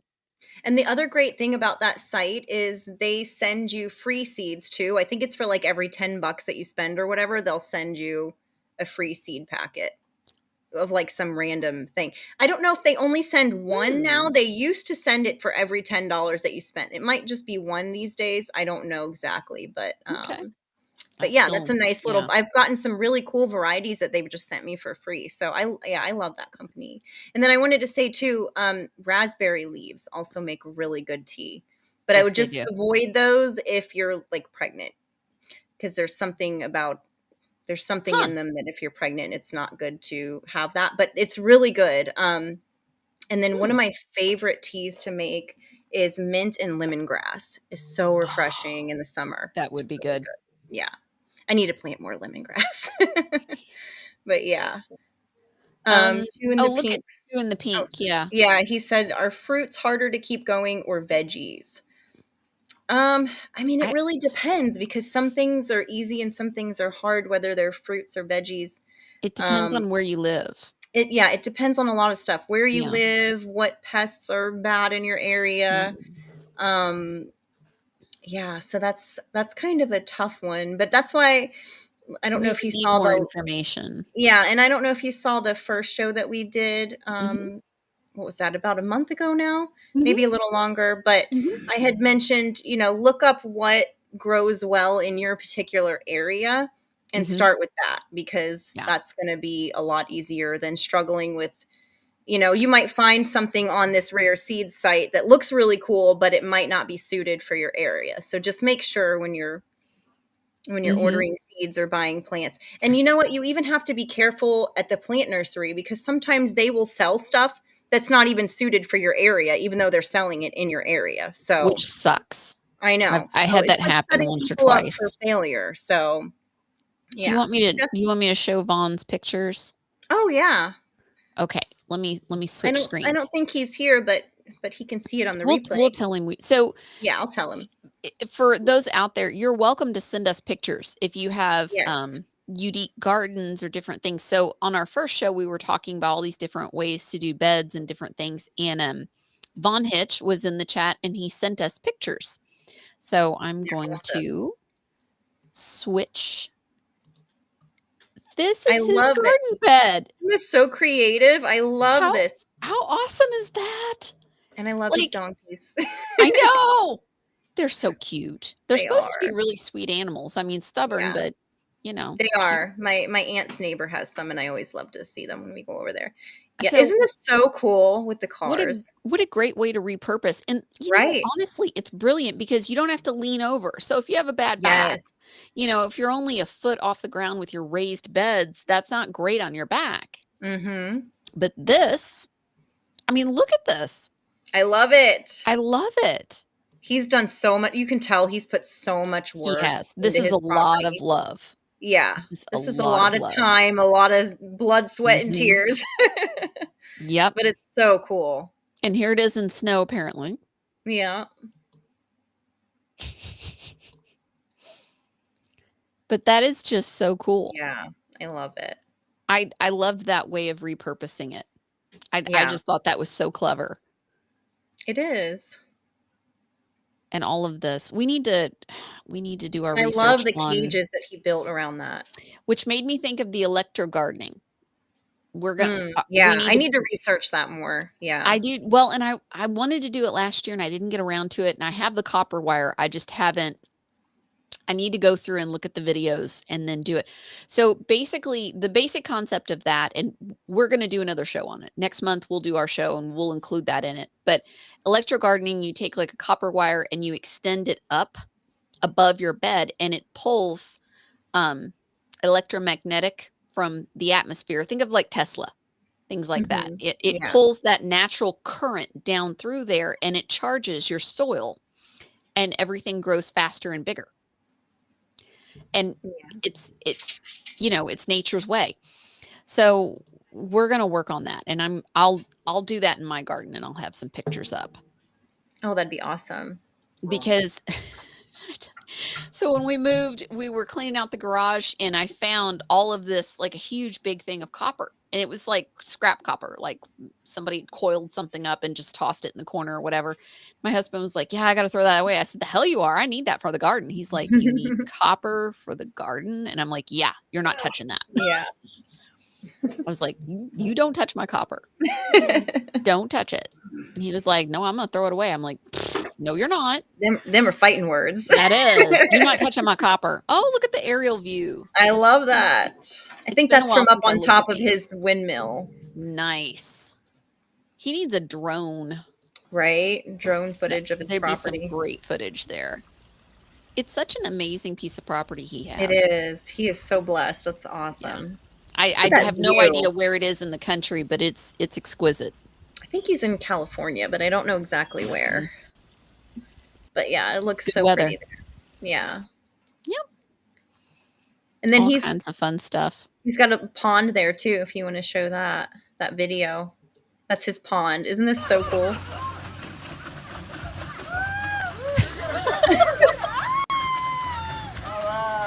That is so fun. I know, that looks so fun. I always wanted one of those paddle things. I always thought those were so fun to do.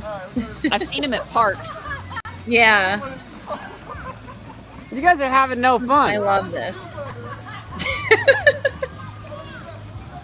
You can see the kid in the center. I know. Oh, I wish you were here in chat right now. But yeah, I'll definitely tell him that.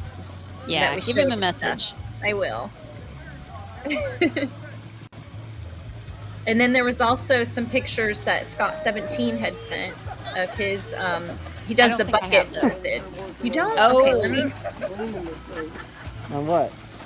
Let me double check. It's cute. Let me see. We missed a gold. Filter Dog gifted a cookie. My mom does 6.5 foot dowel buried in at least 8 inches of soil. Yep. That's what it is.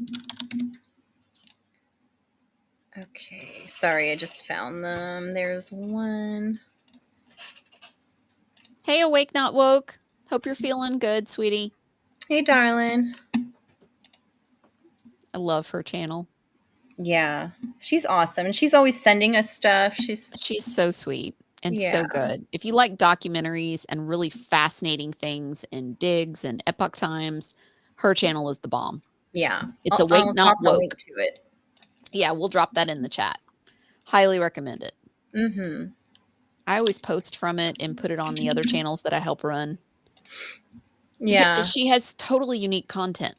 Nobody else has what she has, and she never reposts other. Like, I have an aggregated news site, so you're getting a variety of things, and I'll create some unique things and drop them in. But it's pretty much an aggregation. It's a good example of where my brain is most of the day. Better or worse, this is the way my mind works. There it is on Telegram. But yeah, her stuff is completely unique. Mm-hmm. I posted the pictures of Scott's. Oh, you got it? You send it in to that in the folder there. me? Okay, hang on. See our messy folder in here. And this is what he was talking about last time with the bucket Oh, yeah. method.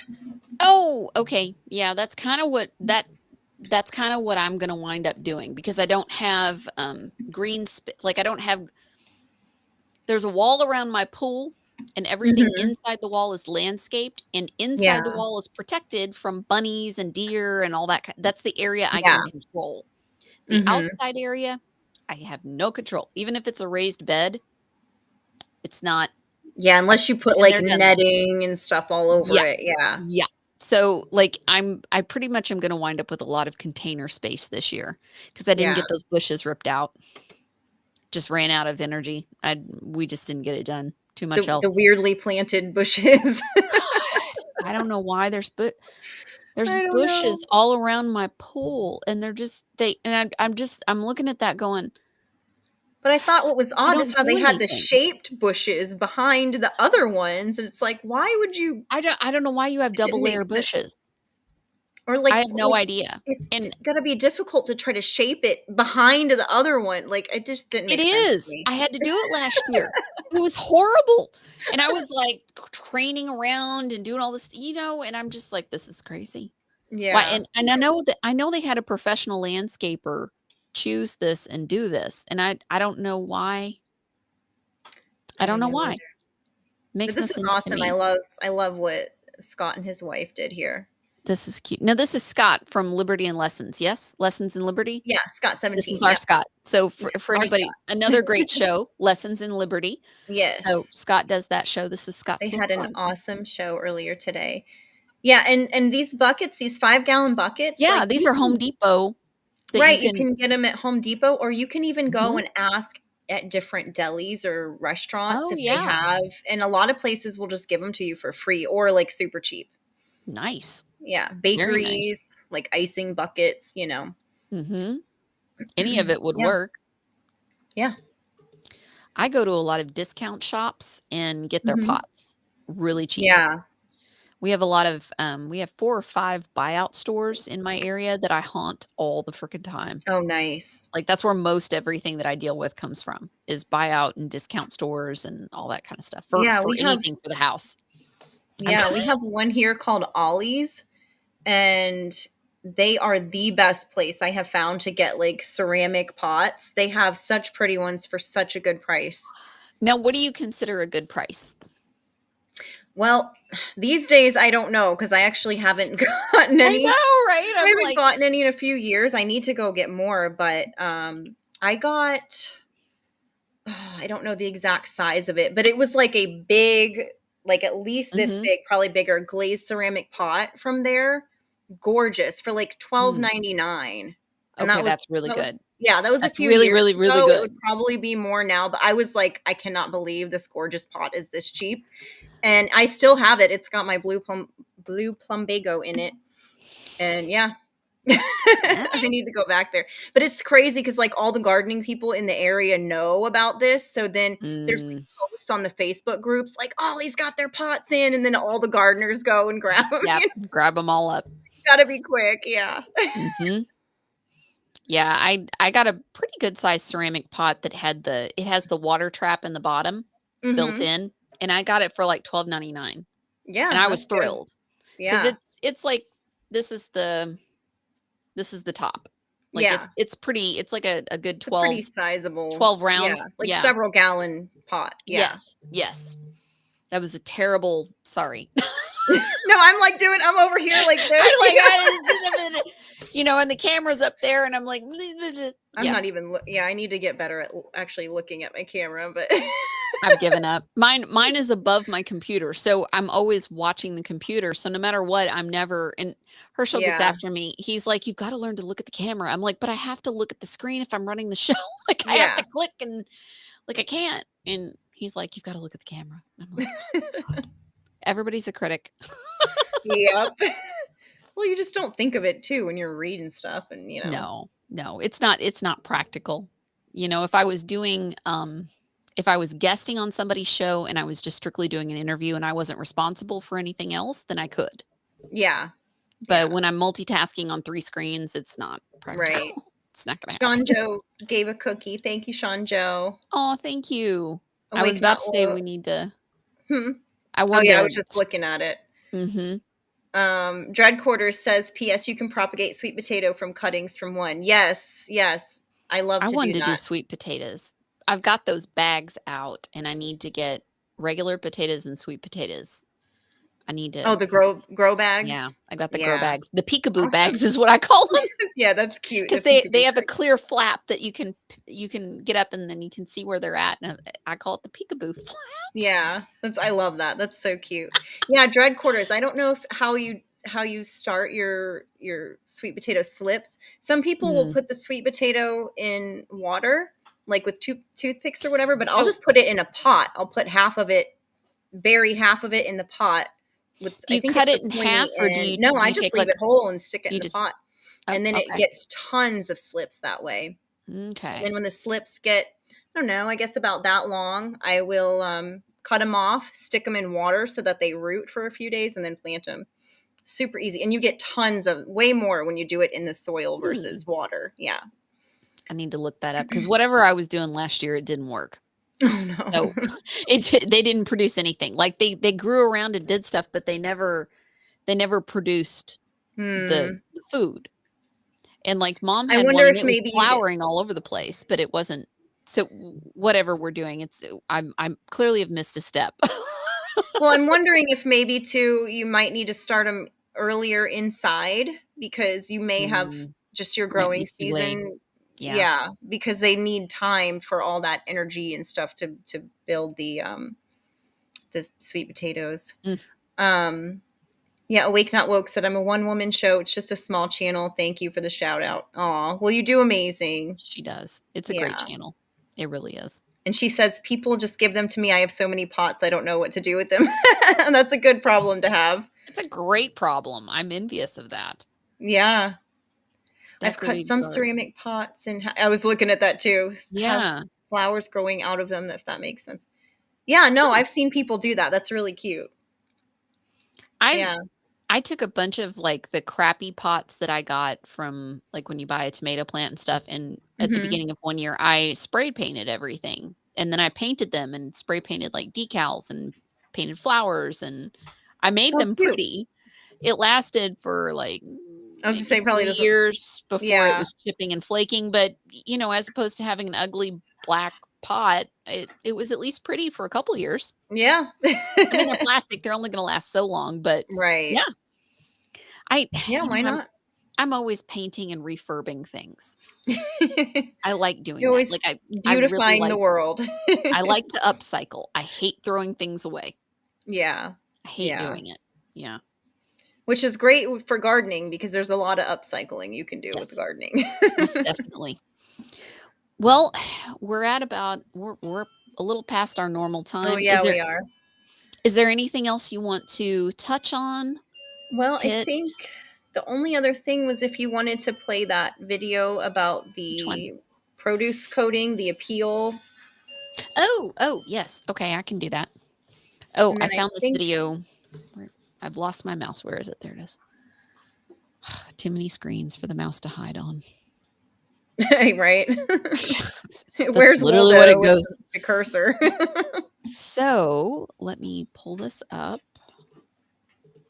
Oh, you dip them in aloe, Dread Quarters. That's cool. His sweet potato cuttings. Okay, guys, I'm back with another video. This one is actually short. This is a follow-up to a video I did about 9-10 months ago on A-Peel, which is a toxic food coating that they treat fruits and vegetables. It's being released internationally, and I said another reason to grow your own. There's no sticker. They don't require a sticker warning you of this on the fruits and vegetables. It cannot be washed off.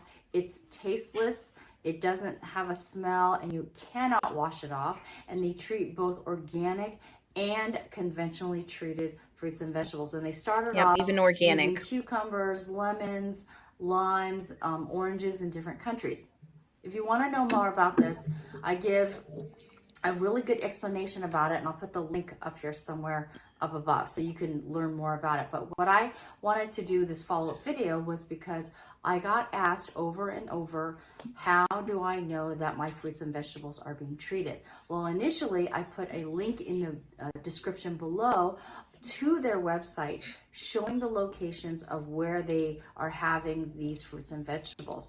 And I got feedback that they actually took the page down. So to me, if it's something that is plant-based and they make it sound good, it's also backed partially by Bill Gates. So there's some suspicion right there. Yep.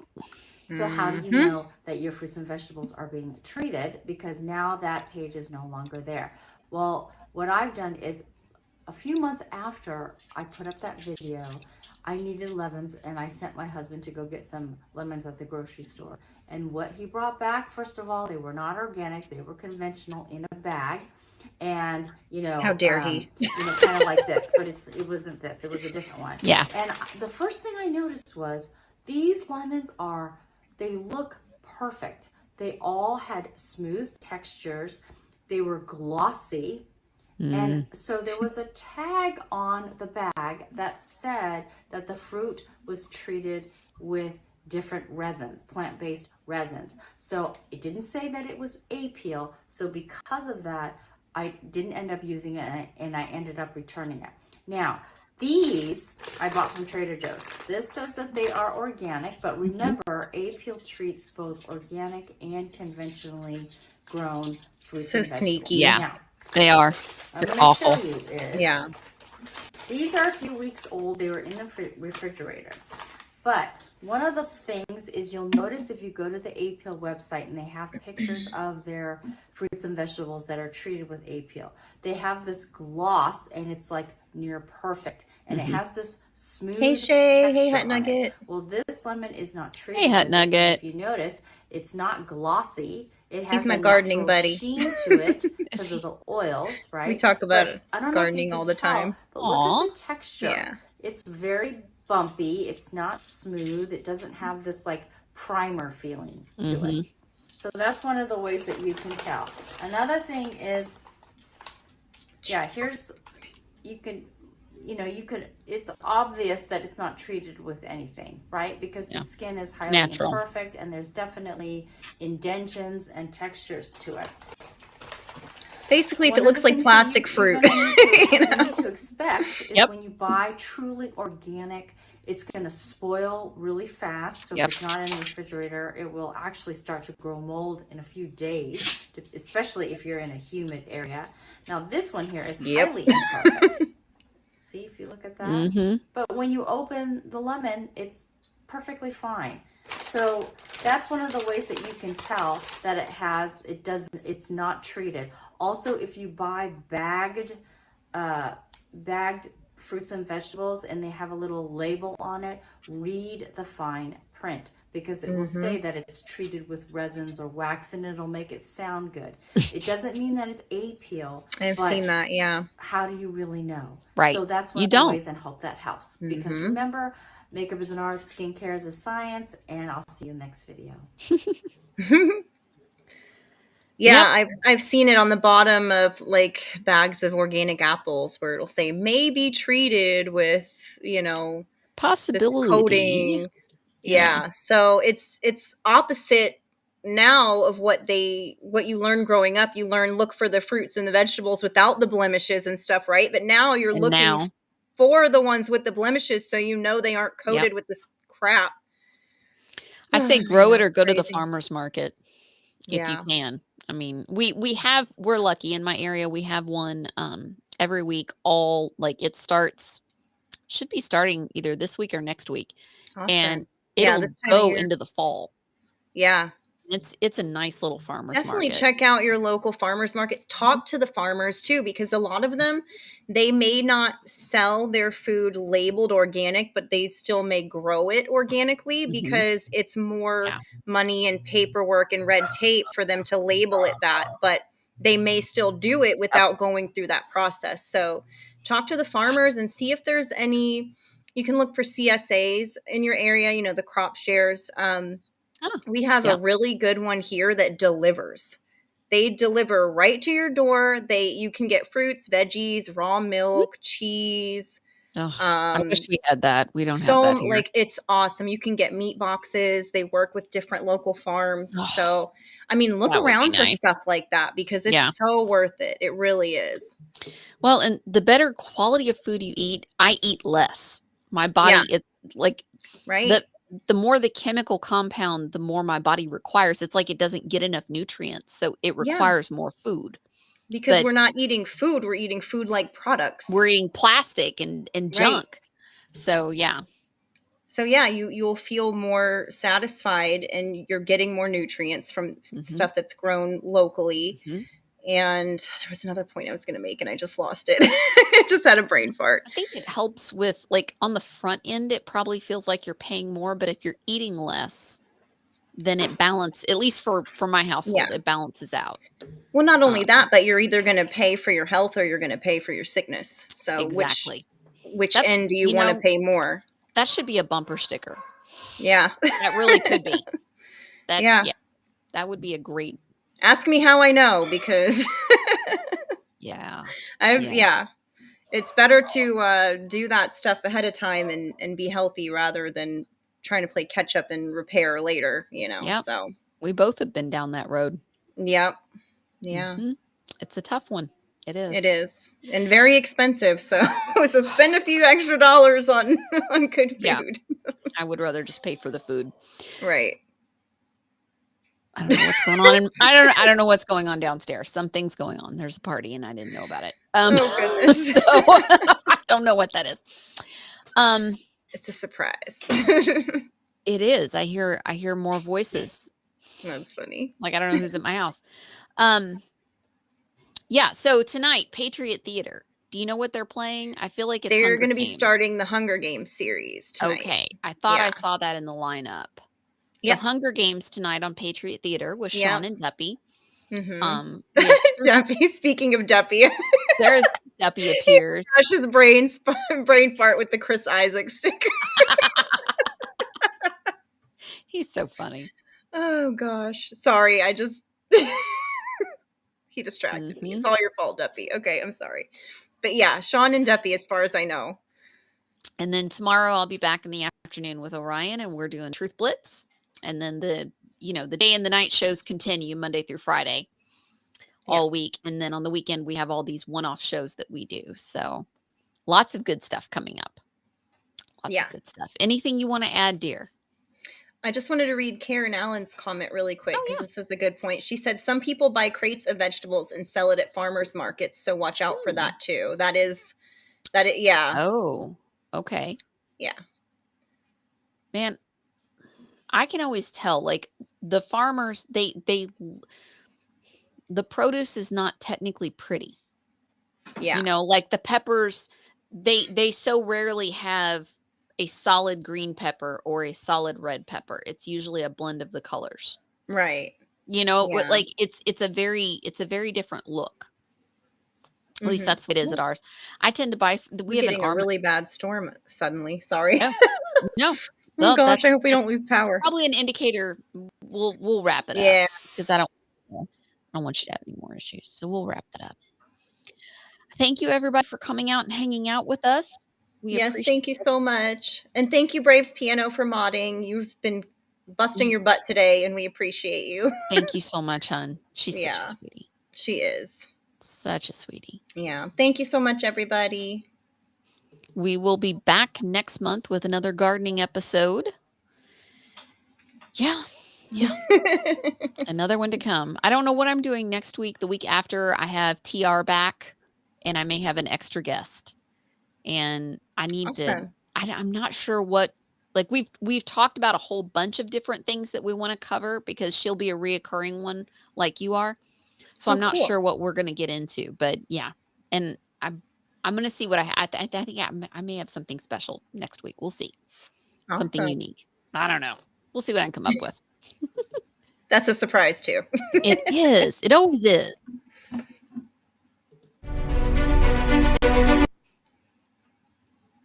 Good night, everybody.